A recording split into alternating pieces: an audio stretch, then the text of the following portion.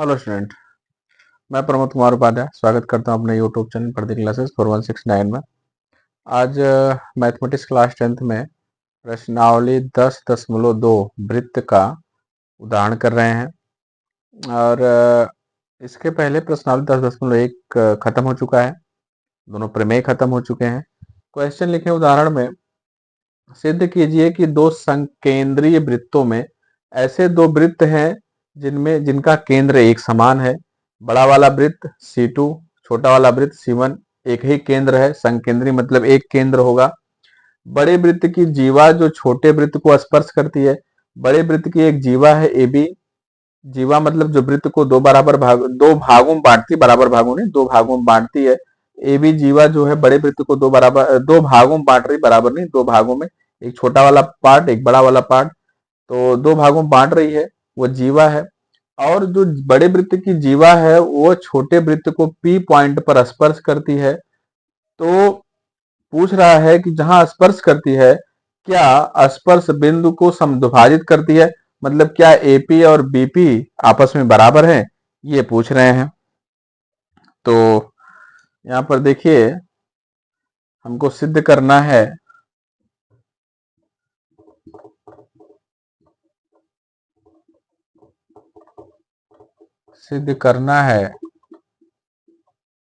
AP बराबर BP। समझिए थोड़ा सा, प्रमेय नंबर 10.2, प्रमेय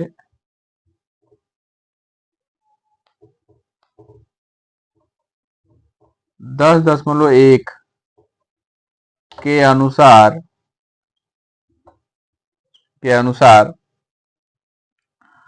जब प्रमेय 10.1 क्या कहती है कि कोई स्पर्श रेखा से जो वृत्त के केंद्र से रेखा आ रही है और स्पर्श रेखा को मिलती है, तो स्पर्श रेखा वृत्त के केंद्र से जो रेखा आ रही है मतलब त्रिज्या, उस पर वह लंब होती है। तो यहां पर 10.1 के अनुसार ये कह सकते हैं कि OP जो होगा वह लंब होगा किस पर, AB पर। OP जो होगा वो लंब होगा AB पर। और एक और आप जानते हैं, पिछले क्लास में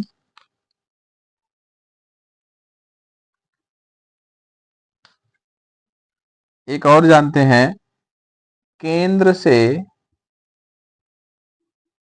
जीवा पर खींचा गया लंब जीवा को समद्विभाजित करता है। तो अभी इस चैप्टर में 10.1 में आपने सीखा है कि जब कोई स्पर्श रेखा पर केंद्र से रेखा मिलती है स्पर्श बिंदु पर, तो वह जो स्पर्श बिंदु पर मिलती है रेखा, वह त्रिज्या वह स्पर्श रेखा पर लंब होती है। 10.1 के अनुसार OP लंब हो जाएगा AB पर। पहले आप सीख चुके हैं 9th में कि केंद्र से जीवा पर खींचा गया लंब, केंद्र से जीवा पर खींचा गया लंब OP, तो लंब सिद्ध हो गया। OP AB पर लंब है, तो केंद्र से जीवा पर खींचा गया लंब जीवा को समद्विभाजित करता है, मतलब इस जीवा को दो बराबर भागों में बांटता है। अर्थात हम कह सकते हैं कि AP बराबर BP। और हमको यही सिद्ध करना था, क्या AP बराबर BP है, तो हाँ है। दो प्रमेय लगा के हम इसको सिद्ध कर सकते हैं कि AP बराबर BP होगा। तो ये देख लीजिए, आगे करते हैं अगला क्वेश्चन को रब करते हैं।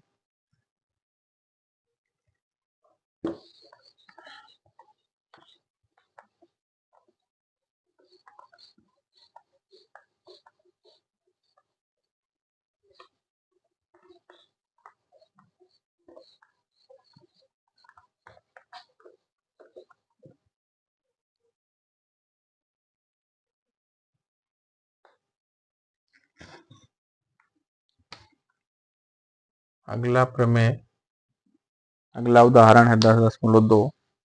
को लिखते हैं, केंद्र O वाले वृत्त पर, केंद्र O वाले वृत्त पर, केंद्र O वाले वृत्त पर बाह्य बिंदु T से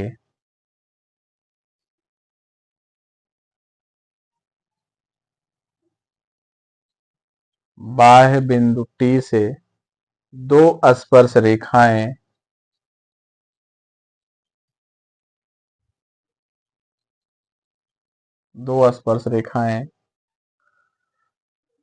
TP तथा TQ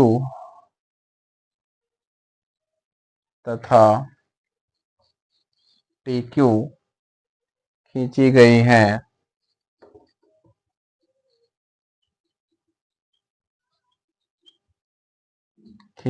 हैं, सिद्ध कीजिए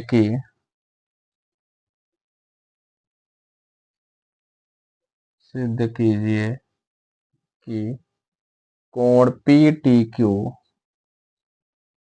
बराबर दो कोण OPQ, ये सिद्ध करना है, ये सवाल है। केंद्र O वाले वृत्त पर बाह्य बिंदु T से इसका चित्र बनाते हैं। एक वृत्त है, इसके ये O केंद्र का वृत्त है, इसके बाह्य बिंदु यहां से T से दो स्पर्श रेखाएं, एक स्पर्श रेखा यहां पर, एक स्पर्श रेखा यहां पर, TP और TQ खींची गई हैं। सिद्ध कीजिए कि कोण PTQ यह वाला कोण बराबर दो कोण OPQ, O से एक रेखा यहां से खींचिए, यहां मिलाइए OPQ, तो OPQ बोल रहे हैं तो यहां से भी मिलाना पड़ेगा, तो यह कोण, तो PTQ बराबर OPQ मतलब यह कोण इस कोण का डबल है। ये सिद्ध करना है कि ये वाला जो कोण है इस कोण का डबल है, ये हमको सिद्ध करना है। क्वेश्चन समझ लीजिए।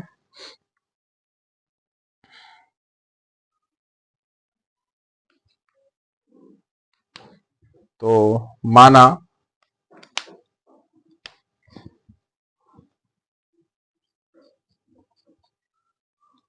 कोण PTQ बराबर थीटा, एक एक स्टेप समझिए। इस कोण को थीटा मान लिया,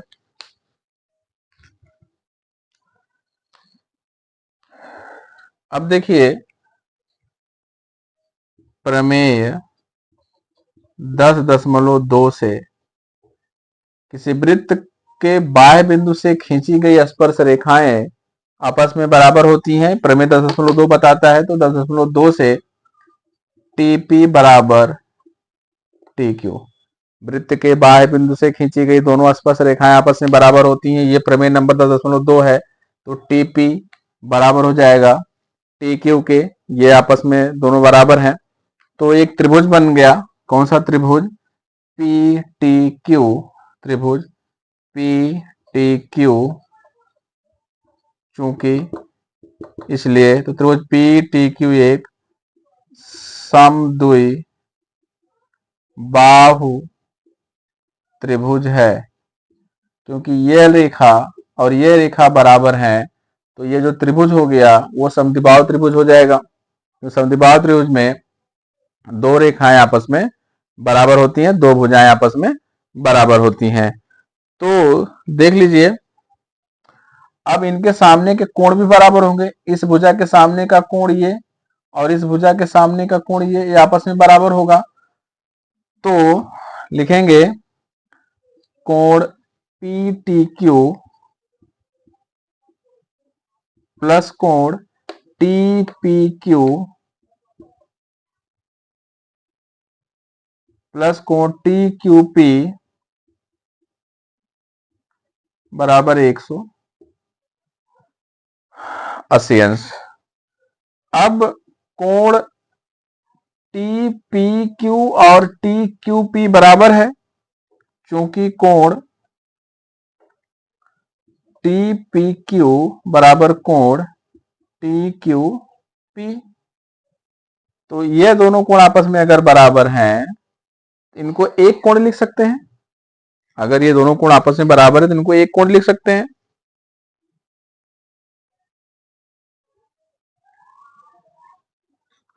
तो यहां पे होगा, यहां लिखेंगे कोण पी टी क्यू प्लस, इनको दोनों को बराबर करके तो ए, चाहे इसको दो बार लिखें चाहे इसको, मतलब ये इसके बराबर है तो लिख सकते हैं कोण दो कोण टी पी क्यू बराबर 180 अंश, क्योंकि ये दोनों कोण आपस में बराबर हैं। तो ऊपर से रब कर दे रहे हैं।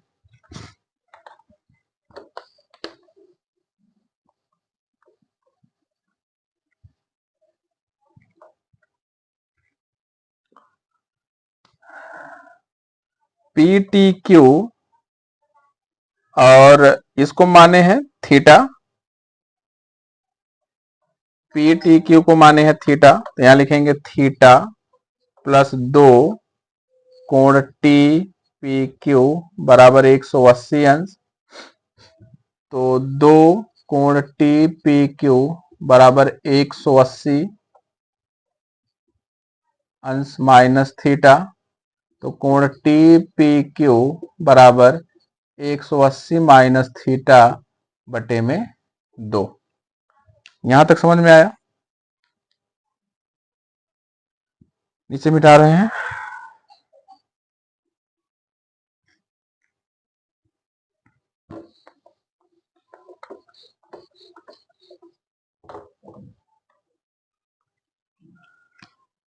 अब देखिए दूसरी प्रमेय लग रही है, प्रमेय 10.1 से यह जो टोटल कोण होगा 90 डिग्री होगा। कोण टी पी क्यू बराबर 90 अंश, टी पी क्यू बराबर 90 अंश। प्रमेय 10.1 से केंद्र से या केंद्र से स्पर्श रेखा को मिलाने वाली रेखा पर जो कोण बनता है वो 90 डिग्री होता है, तो ये हो जाएगा 90 अंश। तो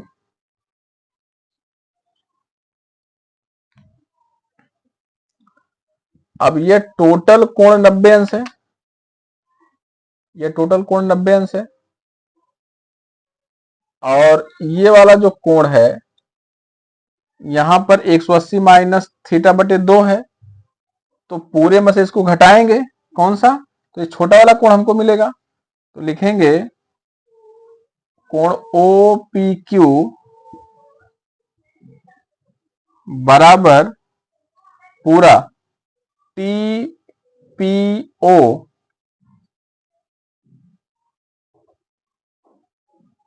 माइनस कोण टी पी क्यू, इस पूरे में से इसको घटाएंगे तो ये मिलेगा। इतना आप देखिए,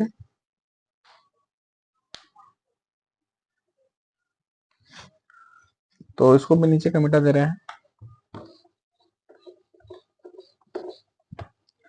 समझिए ये पूरा कोण जो है वो 90 है, और यह कोण जो अभी हमने निकाला 180 माइनस थीटा बटे 2 है, तो पूरे में से इसको घटाएंगे तो हमको ये छोटा वाला कोण मिल जाएगा।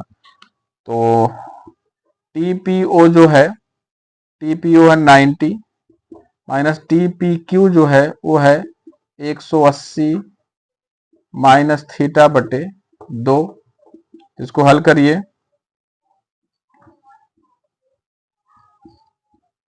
हो जाएगा, गुणा करिए, हो जाएगा 180 माइनस 180 माइनस का प्लस थीटा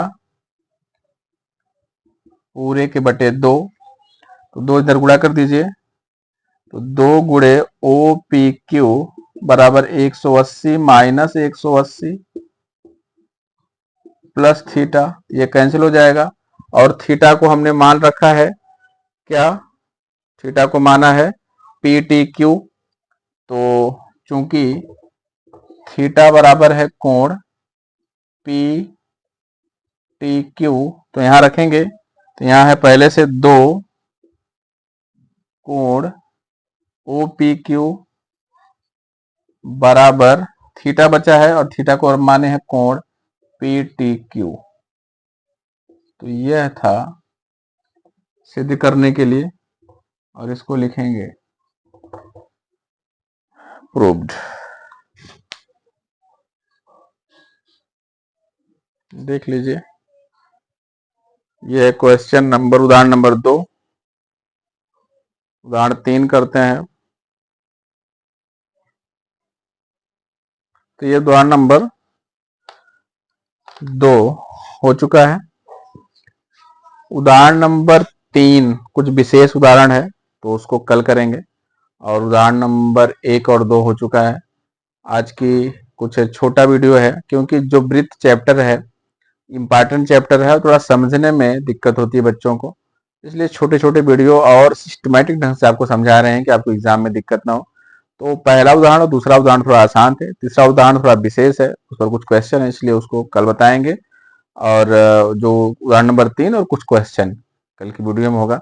तो इसको आज देखिए 1 और 2, इसको समझिएगा और फिर हमको बताइएगा वीडियो कैसा लगा। तो हमारे साथ बने रहिए, इनको सब्सक्राइब करते रहिए, शेयर करते रहिए, लाइक कमेंट करते रहिए। धन्यवाद।